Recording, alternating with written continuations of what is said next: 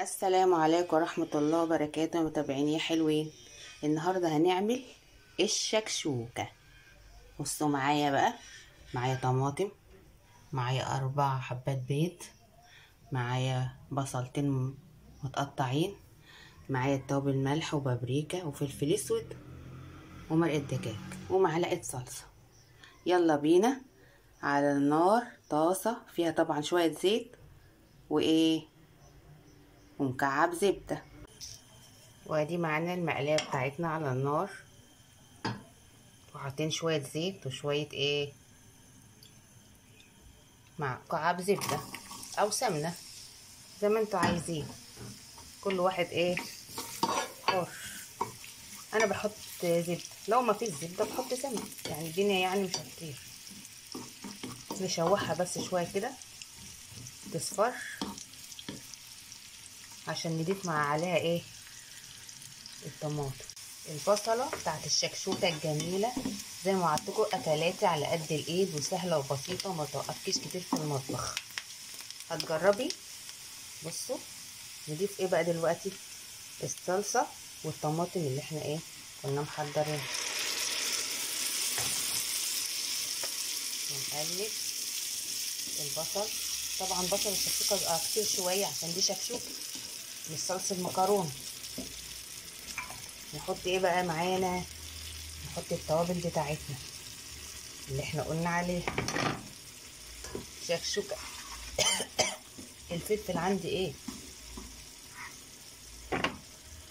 شكشوكتنا الجميلة. نحط بقى شوية شطة عشان تبقى شكشوكة مشطشطة، شكشوكة في الجون.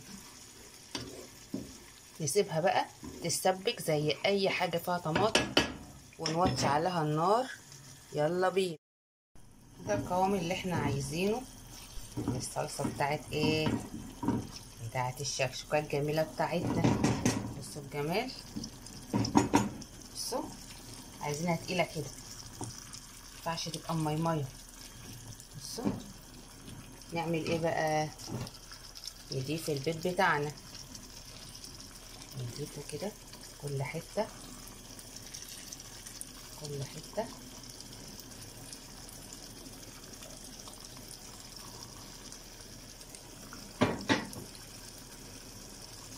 اهو البيض بتاعنا اهو وجماله اهو، عشان تبقى احلى شكشوكة ولا بس نهدي النار عليها. غليت، نهدي النار عليها. يلا بينا.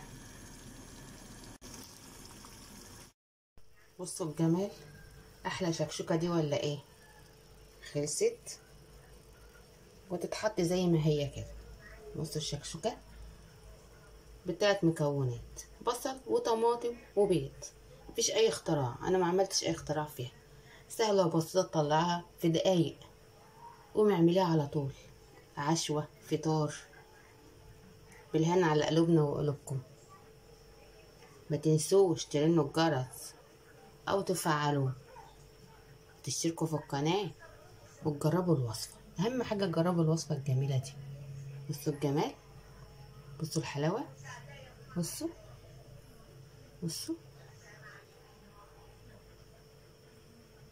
السلام عليكم.